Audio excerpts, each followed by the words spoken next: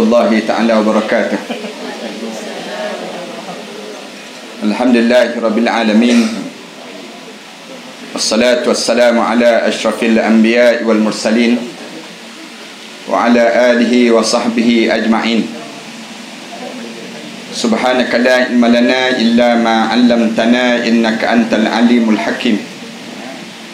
Rabbi shrah li sadri wa yassir li amri wahlul 'uqdatam min lisani yafqahu qawli.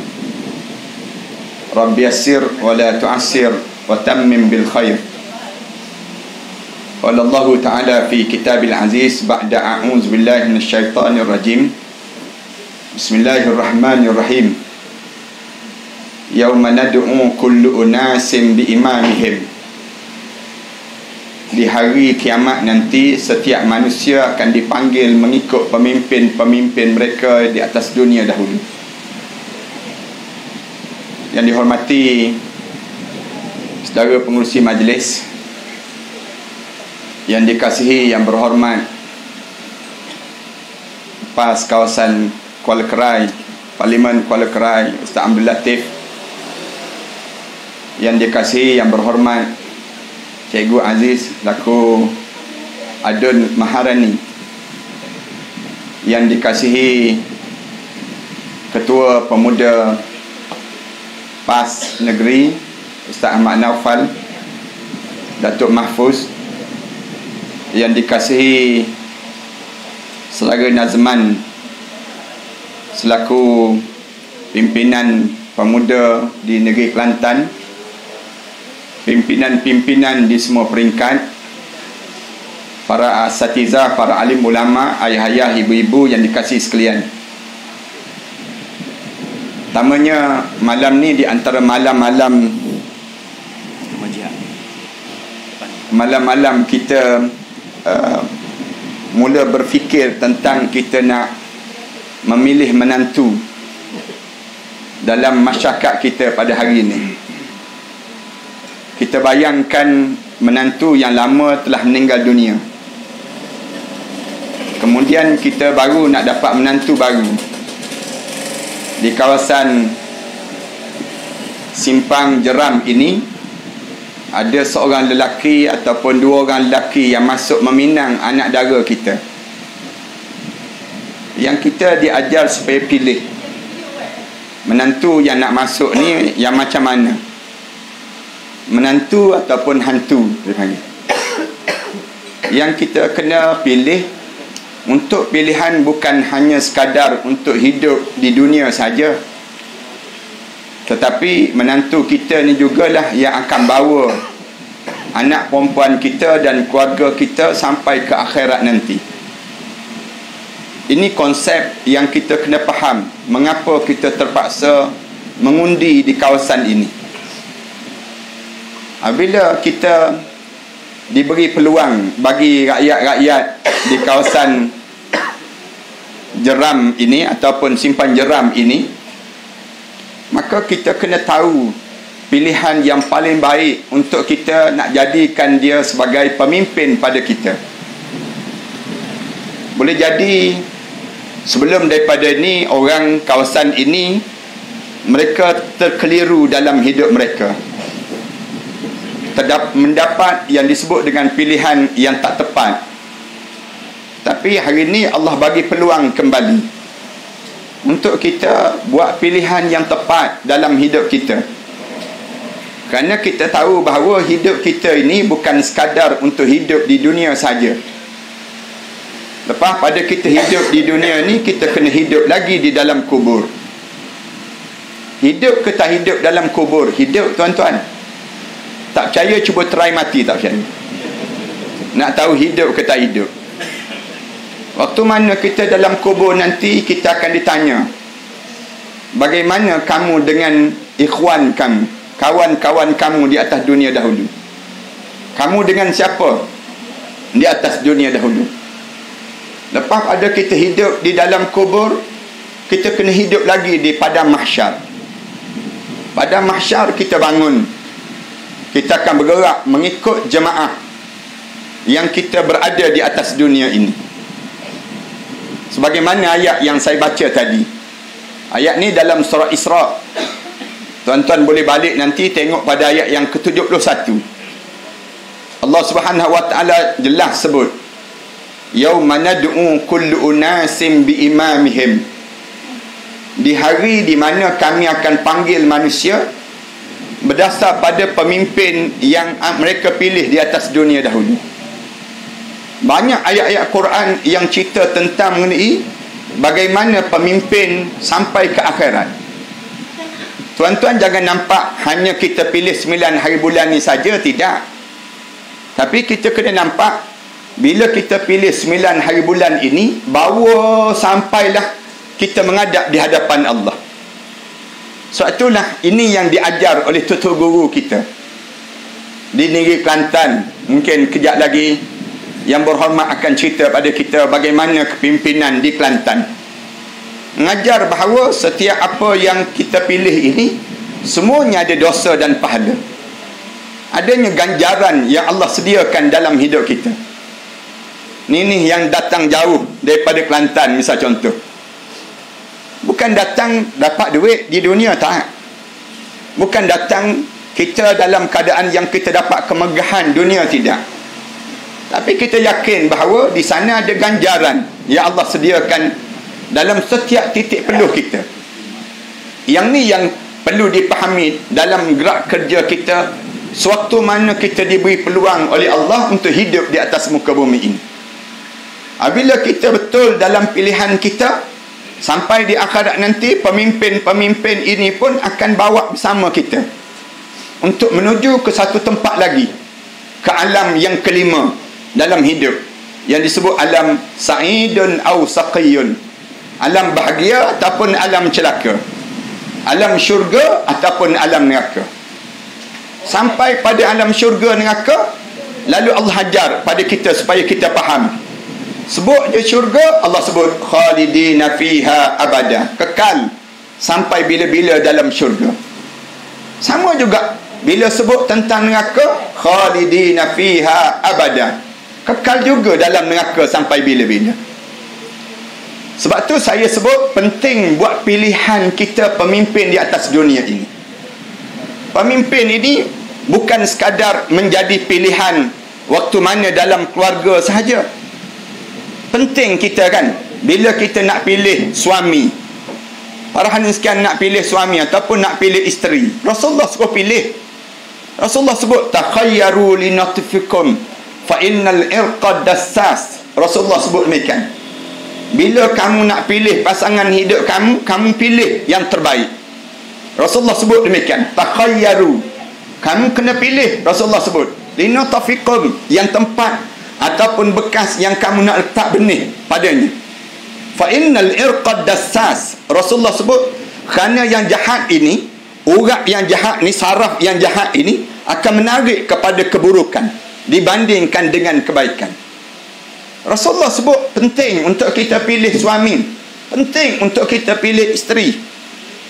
Sampai bila Rasulullah pesan pada orang lelaki, bila kamu nak kahwin, kamu pilih tungkihul mar'ah li arba'. Rasulullah ajar, bila kamu nak pilih seorang perempuan jadi isteri kamu, kamu pilih 4 ciri ni. Kebanyakan orang akan pilih 4 ciri ni. Rasulullah sebut li jamaliha li jamaliha wa li nasabiha. Kemudian Rasulullah sebut wali maliha, kemudian wali diniha. Akhir tu Rasulullah sebut kerana agama dia. Yang pertama orang pilih cantik dia, Rasulullah sebut. Ataupun orang pilih orang perempuan ni kerana harta benda dia. Ataupun orang pilih orang perempuan ni kerana keturunan dia. Lepas tu ataupun dia pilih orang bila nak kahwin dengan seorang kerana agama dia. Akhir sekali agama. Rasulullah sebut faz bizatid din taribat yadak. Ginilah dalam 4 pilihan tu Rasulullah kata kamu pilih yang ada agama. Daripada 4 yang ada tu, kamu pilih yang agama. Bila kamu pilih agama, kamu akan hidup kamu ni kering tangan kamu, taribat yadak. Rasulullah sebut akan jadi tenang tangan kamu tu, gambaran orang yang hidup tenang dalam hidup. Para hadirin sekalian, kalau para hadirin sekalian tengok kan, ada akhir-akhir ni tulisan-tulisan, kata-kata di kalangan hukama sebut, penjara yang terbesar dalam dunia ini ialah mana-mana keluarga seorang yang berumah tangga kemudian hilang kedamaian dalam rumah tangganya, lalu dia terpaksa terseksa sampailah dia mati. Ini penjara yang paling terseksa hidup. Kenapa dia silap pilih? Sama ada pilih suami silap ataupun pilih yang disebut dengan isteri pun silap. Bayangkan dalam rumah tangga, kalau kita silap pilih, dia akan jadi seksa kita, terseksa kita di dunia. Di dunia ni, penjara yang paling besar di atas dunia ni bukan penjara Senai ke penjara apa dia penjara yang ada ni, tak. Penjara yang terbesar, bila kamu duduk dalam satu keluarga, tiba-tiba keluarga tu tak memberi kedamaian dalam kehidupan kamu. Hidup kamu penuh dengan terseksa sepanjang masa. Digambarkan demikian. Faham ke tak faham? Buat faham lah misalnya kita. Nampak dah mula termenung dah kita. Nak bayangkan suasana ini. Parahnya sekian, kalau rumah tangga kita dapat begitu keadaannya, bagaimana kita bayang masyarakat kita dapat pemimpin yang buruk dia dalam hidup kita. Kalau kehidupan rumah tangga kita ni, kita akan rasa terseksa dengan dapat pemimpin dan dapat suami ataupun isteri yang dalam hidup kita ni tak pernah membahagiakan hidup kita. Bayangkan kita dapat dalam satu simpang yang disebut dengan jeram ini, dapat pemimpin yang salah, dapat pemimpin yang tak betul, pemimpin yang tak ambil berat terhadap rakyat. Boleh jadi kita akan tanya, Ustaz, kita ada dua pilihan, tiga lah sebenarnya, tiga. Dalam pilihan raya ni ada 3 calon kan, tapi kita tolaklah satu calon tu, kita ambil 2 je calon. Lalu bagaimana kita nak pilih calon yang terbaik yang boleh menyelamatkan kita? Kita akan tanya demikian. Tuan-tuan, saya percaya orang simpan jeram ini orang cerdik-cerdik. Saya tak nampak gaya muka bodoh ni tadi. Yang kata orang Melayu 4.2 juta bodoh tu, orang tu je. Dia je yang kata ada lebih kurang 4.2 juta orang Melayu di Malaysia ni bodoh. Kan ada kan? Dia salah seorang yang tersebut. Nak sebut kebodohan itu, biasa kalau kita caci maki orang, segala caci maki itu balik semula pada kita. Tapi saya nak sebutnya, orang simpan jeram ni orang yang cerdik, orang yang Allah bagi pada mereka kelebihan tersendiri. Sebelum daripada ni kita tahu dah tempat ini pernah dijaga oleh Parti Islam Malaysia PAS di kawasan ini. Kemudian lepas itu kita serah kepada Allah ya Rahman. Lepas tu kembali sekarang ni kita nak balik semula. Kita nak ambil balik tempat ini untuk ditadbir dengan cara yang baik. Tuan-tuan dengar hujah Ustaz Ahmad Naufal sebentar tadi yang dibentangkan. Sebab apa kita tak nak bagi? Dan calon mestilah calon yang terbaik. Tuan-tuan boleh letak saja calon ni, bukannya orang yang calang-calang, tidak. Bukan orang kaling-kaling, senang kita. Orang yang datang daripada background yang bagus, peribadi yang baik. Kalau saya berfikir orang yang di tahap doktor pakar yang gajinya lebih kurang 40,000, 50,000 sebulan, kita letak begitu je dalam hidup dia. Maknanya tahap ekonomi dia tu, kalau dia nak fikir untuk diri dia seorang cukup dah. Dia tak perlu pun untuk nak meletihkan badan, menyusahkan badan untuk terjun di medan ini dan duduk menawarkan diri untuk menjadi pilihan kepada duduk simpan jeram ini. Untuk apa lagi dia nak jadi calon dengan kedudukan ekonomi yang free pada diri dia, bebas untuk dia hidup dalam suasana kekeluargaan dia. Tapi dia sanggup korbankan diri dia untuk masuk dalam masyarakat ini. Dia nak bawa ke mana masyarakat ini? Dia nak bawa ke mana? Ni kita buat contoh yang mudah lah pada diri kita, dibandingkan dengan, dan tentulah dia bawa mesej yang tersendiri. Saya akan sebut mesej apa. Dibandingkan dengan satu lagi calon, kita letak dia IR. Dan tuan-tuan pun tahu dia di antara orang yang terlibat dalam penyelenggaraan banjir dan sebagainya. Allah takdirkan tempat ini jadi banjir 2-3 hari yang sudah kan. Dalam dia sudah lebih kurang 30 tahun berada kawasan ini, tiba-tiba banjir juga. Apa yang Allah sedang tunjukkan? Maknanya dia tidak berjaya selama mana dia berada sebelum daripada ini dalam membangunkan masyarakat ini, dibandingkan dengan seorang yang datang berkorban untuk nak bawa mesej yang lebih besar. Mesej yang lebih besar apa dia? Perpaduan dan keharmonian di kalangan kita mesti sentiasa terjalin supaya kedudukan kita di dunia ini pun sama, kedudukan kita di akhirat nanti pun sama. Yang ni yang kita kena faham dalam hidup kita. Keharmonian apa? Tuan-tuan boleh tahu kan, dah 8 bulan kita berperdana menterikan PM Act ini. Dan insya-Allah lepas pada ni jadi Act PM. Kita harap demikianlah insya-Allah. Tapi saya nak sebut 8 bulan ini sebagaimana yang disebut oleh Tuan Dr. Mahathir. Tuan Dr. Mahathir sebut, inilah kerajaan kakistokrasi. Kakistokrasi ni apa dia? Kalau kita sebut kerajaan yang tidak ada arah, Tok Guru Ajadi kata senang nak terjemah, ialah kerajaan yang guna kaki untuk memerintah, yang tak gunakan akal untuk nak memerintah. Sepatutnya kita gunakan akal. Sepanjang tuan-tuan tengok daripada 8 bulan yang merintah ini, kita rasa bagaimana tekanan semakin teruk. Tekanan, formula habis hancur. Tak ada satu pun formula yang boleh digunakan. Saya minta maaf terhadap beberapa orang yang sebut minta bagi masa lagi. Lagi kita bagi masa, lagi hancur negara ini. Negara ini akan semakin hancur dan semakin musnah. Dalam bidang apa tuan-tuan? Tuan-tuan rasa kita boleh selamat di saat ini? Dalam bidang pendidikan, pendidikan kita tidak berjaya mengubah keadaan masyarakat pada hari ini. Dalam bidang, dalam yang terakhir ni, cuba untuk nak dibangunkan balik dengan hadis 40.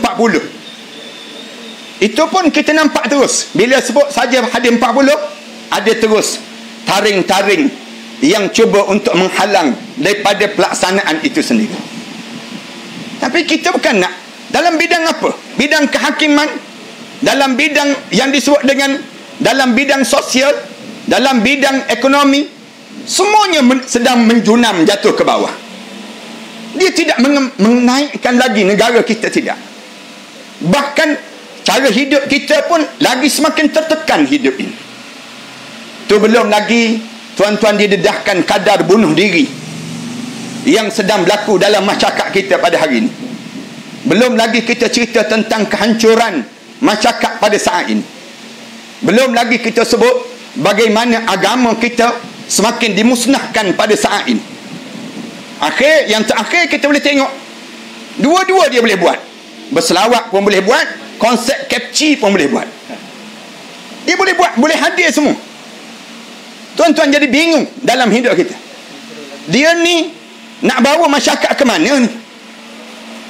Alim ulama pun dia bawa, kemudian orang yang memusnahkan yang agama ni pun dia bawa. Sampai jantan dengan jantan boleh bercium, betina dengan betina boleh kahwin. Ni berlaku ni kepada yang disebut dengan bekas pembantu kepada Ketua Menteri Pulau Pinang, dan dia bekas adun yang berkahwin betina dengan betina. Bukan sekadar LGBT yang ada. Yang di Malaysia kita ni LGBTQ. Sikit lagi je akan jadi Z. Nak sebutnya gambaran musnah dalam kehidupan masyarakat. Negara kita sedang menuju kehancuran. Kalau kita biarkan jalan ini dibiarkan pada mereka yang tak ada keupayaan memerintah, yang hanya ada angan-angan tapi tak ada jalan. Dia nak bawa ke mana negara ini? Dia tak boleh tunjuk sampai hari ini. Hanya slogan saja yang dilaungkan. Slogan negara madani. Yang dia sendiri pun tak faham madani itu apa dia. Kalau negara madani, kenapa kamu panggil Coldplay bulan 11 nanti? Coldplay dijemput, welcome Coldplay to Malaysia. Dia yang sebut demikian. Saya minta maaf saya nak sebut. Tak pernah lagi Perdana Menteri negara-negara lain yang jemput sebegini rupa. Tak ada lagi negara lain yang jemput Perdana Menteri yang umum. Nak jemput Coldplay ni tahu siapa? Artis yang menaja ataupun mengiur-iurkan yang disebut dengan LGBTQ. Ni di antara artis-artis sedang beratur ni nak datang. Kita pun tahu semakin hujung tahun semakin bencana yang Allah tunjukkan berlaku. Tuan-tuan ingat tsunami yang berlaku sebelum daripada ni bulan Disember. Tuan-tuan ingat peristiwa yang berlaku sebelum daripada ni yang namakan dengan apa dia? Tsunami tanah runtuh Palu. Bumi Palu. Saya datang di bumi Palu. Saya di antara orang terawal orang asing datang di bumi Palu. Tuan-tuan tahu bumi Palu tu apa dia? Ya Allah Palu. Bagaimana Allah Palu di bumi Palu? Palu sepalu-palu, bukan Palu biasa. Palu yang luar biasa. 3 tempat yang berbeza. Hari keempat saya sampai di bumi Palu. Kerana buat satu program di tepi pantai ya. Program joget dan bagi makan pada pantai. Yang dipesan oleh alim ulama, jangan buat. Tapi mereka tetap nak buat juga. Alhamdulillah saya sampai. Hari yang keempat setelah mana berlakunya tsunami dan juga bencana, ditenggelamkan mereka dalam muka bumi. Allah tenggelamkan. Saya dengar suara orang bertempik dalam tanah. Hari yang keempat tu saya datang tu, saya dengar suara jeritan dalam tanah. Di hari keempat tak boleh keluar daripada kisaran. Kita tak boleh bayang macam mana Allah boleh kisar dalam kampung itu. Sebuah kampung di Balarua. Nama dia Balarua. Kemudian kawasan tu dikisar dengan kisaran pusingan begitu. Bukan pusing begitu, tidak. Pusing dalam keadaan naik ke atas, turun ke bawah. Pusing daripada bawah ke atas begitu. Kemudian disedut turun ke dalam bumi. Kemudian diletupkan naik ke atas. Satu kampung kena. Bila kedengaran azan dia, Allahu Akbar. Allahu Akbar tu, air laut jadi surut air laut. Tok Bilal baru azan dia, gum terus tepi masjid. Kemudian dekat dengan kawasan pesta yang mereka ingin lakukan itu. Lepas tu air surut, kemudian datang air yang digelombangkan setinggi 5 meter. Air tersebut datang, kemudian merempuh, mati dalam air itu sendiri. Itu satu kumpulan. Satu lagi di jauh jarak daripada lantai kepada kampung itu lebih kurang setengah jam. Balarua. Bunyi azan, Allahu Akbar, gom terus. Gom tu pusing. Pusing tu bukan pusing macam pusing gitu. Pusing daripada atas, kemudian pusing turun ke bawah, naik ke atas, kisaran. Macam ada satu blender yang ke bawah tu. Satu kampung. Dalam kampung tu ada sebuah masjid, 5 buah surau. Allah hancur dan ranakkan semua di kampung tersebut.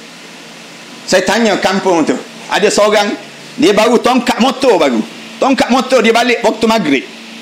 Dia kata, saya baru tongkat motor, saya nak jalan jarak daripada sini sampai ke pagar sana, belakang tu rumah dia. Dia kata dengar azan Allahu Akbar, qum tu, tanah tu bergerak, berpusing, berputar. Anak dan isteri saya dalam pusingan itu. Saya nampak anak saya melambai pada saya, isteri saya dalam pusaran itu. Kemudian akhirnya sampai hari ini saya tak dapatkan selamat lagi mereka tersebut. Bila saya tanya kenapa terjadi demikian, mereka jawab, kerana di sini berlakunya pesta LGBT. Pesta LGBT. Berapa ramai pesta LGBT itu? Orang di sini berapa ramai yang terlibat? Yang berdaftar seramai 1,500 orang. 1,500 orang. Saya sebut 1,500 orang. tempat kami ada 300,000 orang. Tuan-tuan tengok kumpulan mereka sebut 300,000, tuan-tuan. Bukan jumlah sikit. Tak adalah Perdana Menteri yang pernah dikaitkan dengan kes mahkamahnya ini dan pernah masuk dalam penjara kerana isu ni. Tuan-tuan tak malu ke kita? Tak malu dengan dunia pun malu pada Allah dah. Kita dapat Perdana Menteri yang macam dia panggil nasib badan lah. Nak sebutnya gambaran bagaimana Allah jadikan pada mereka. Tu di Balarwa, di Petobo. 45 minit lagi daripada tempat itu ke Petobo. Dengar je azan maghrib, Allahu Akbar, rumah ni tenggelam dalam tanah. Yang tak ada payah, tak ada apa, tepi tempat yang orang paragliding, orang yang terbang dekat gunung begitu. Mana ada payah. Kemudian tenggelam 10 meter ke dalam tanah. Mereka lompat naik. Mereka cuba panjat dinding tu naik. Tengah-tengah mereka panjat tu, datang air sawah yang hitam pekat, yang entah daripada mana-mana, meganapkan mereka, kemudian menenggelamkan kawasan tersebut. Kering terus.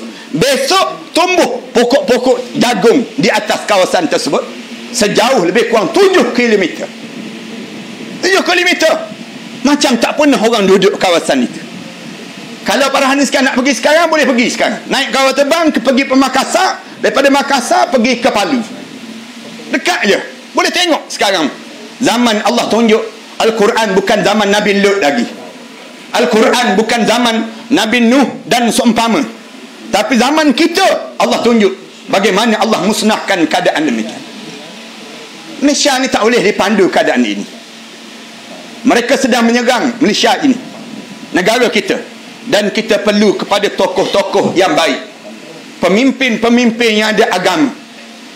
Bila mereka ada agama, tuan-tuan boleh tengok di negeri Kelantan, Darul Naim.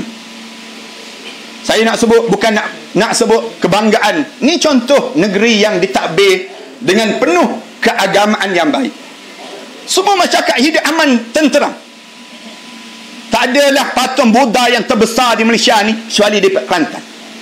Elok lagi, terbaring lagi. Yang baring pun ada, yang duduk pun ada. Nak sebutnya, tanya orang Kelantan yang datang, keamanan dalam beragama, keharmonian dalam kepelbagaian bangsa dan agama dicontohkan di negeri Kelantan. Tuan-tuan tak akan berjumpa bagaimana orang bukan Islam hidup dalam keadaan sengsara, bahkan mereka jauh lebih bahagia daripada kehidupan di kawasan-kawasan yang ditakbir oleh orang-orang yang sebegini. Saya nak sebut demikian supaya tuan-tuan boleh berfikir panjang saat ini, kerana kita sedang dirancang oleh mereka yang sedang buat jahat pada kita. Lalu mari kita bersama-sama dalam kesepakatan, dalam perikatan nasional ini, supaya kita bagi undi kita, undi yang kita akan tanggungjawab, bukan di dunia saja, bahkan sampai di akhirat nanti. Dan kita akan berbangga dengan pilihan yang kita pilih ini. Mudah-mudahan kita diberi kejayaan dalam pilihan raya ini. Bila berjaya saja dalam pilihan raya ini, satu petanda yang besar yang sedang ditunjukkan oleh masyarakat seluruh Malaysia kita ini sedang menolak yang disebut dengan kepimpinan 8 bulan yang tak tentu arah yang sedang dilakukan ini sendiri. Saya harap tak akan berlaku yang disebut dengan kita tolak calon yang terbaik yang kita letakkan ini. Bahkan kita mengharapkan semua di kalangan kita bersatu padu dan penuh dengan kekuatan bersama dalam kita menjayakan yang disebut dengan impian yang lebih baik, dan kita kembali balik suasana yang penuh damai yang pernah sebelum daripada ini ditunjukkan oleh abah kita Tan Sri Muhyiddin, telah tunjukkan dalam masa 22 bulan. Dia boleh 22 bulan kan, 31 dalam masa yang campur dengan Ismail Sabri. Masa tersebut masa-masa yang kita menikmati, masa-masa yang baik. Tapi lepas pada tersebut, kita rasa kembali balik tegang suasana kita, sukar dalam kehidupan kita, untuk kita nak melalui semua keadaan di sudut komunikasinya, di sudut tuduhan-tuduhannya, menteri dalam negerinya, macam-macam gaya.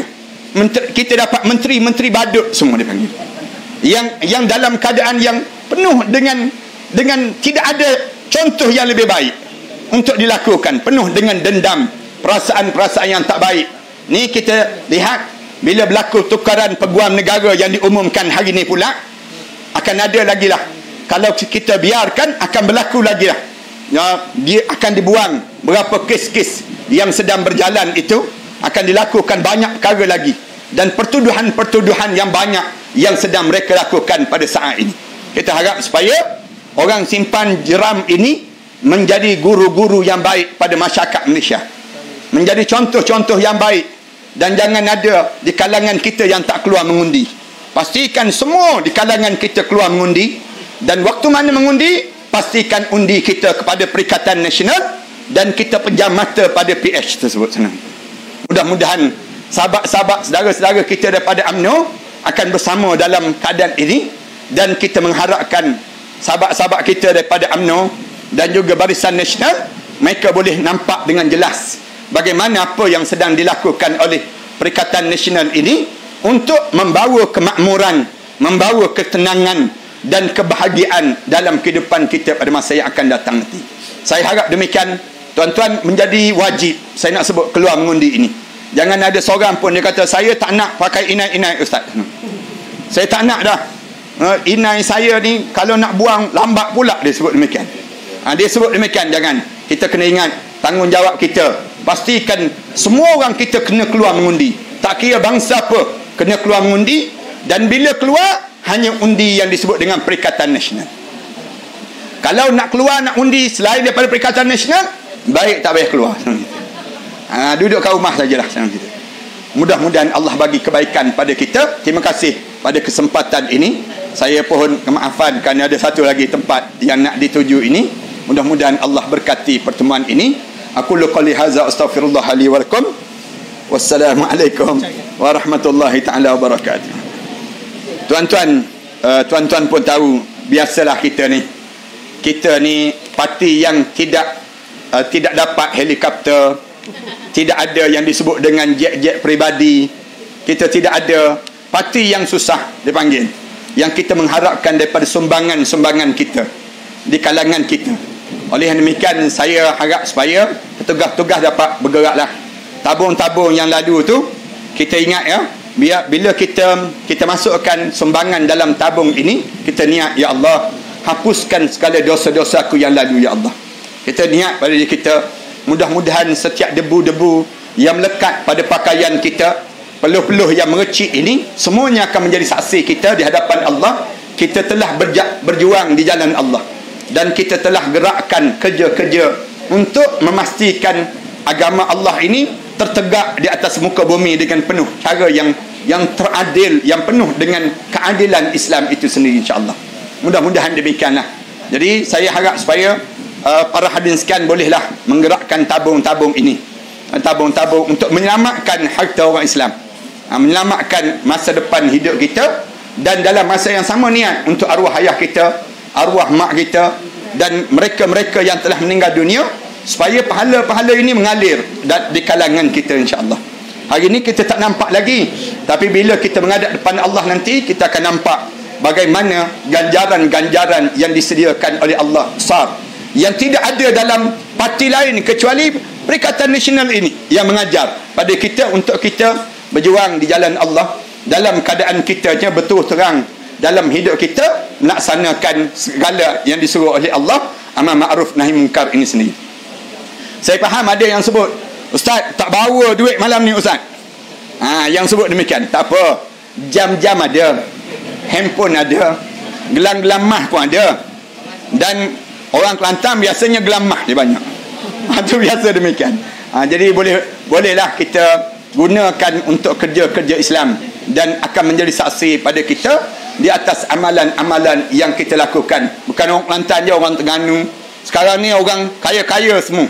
Terengganu, Kelantan, Kedah, Perlis dah jadi kaya. Allah jadikan demikian. Mudah-mudahan kita pun tumpang sama kebaikan-kebaikan yang demikian yang Allah jadikan. Terima kasih sekali lagi. Aku qouli hadza astaghfirullah li wa lakum. Wassalamualaikum warahmatullahi taala wabarakatuh.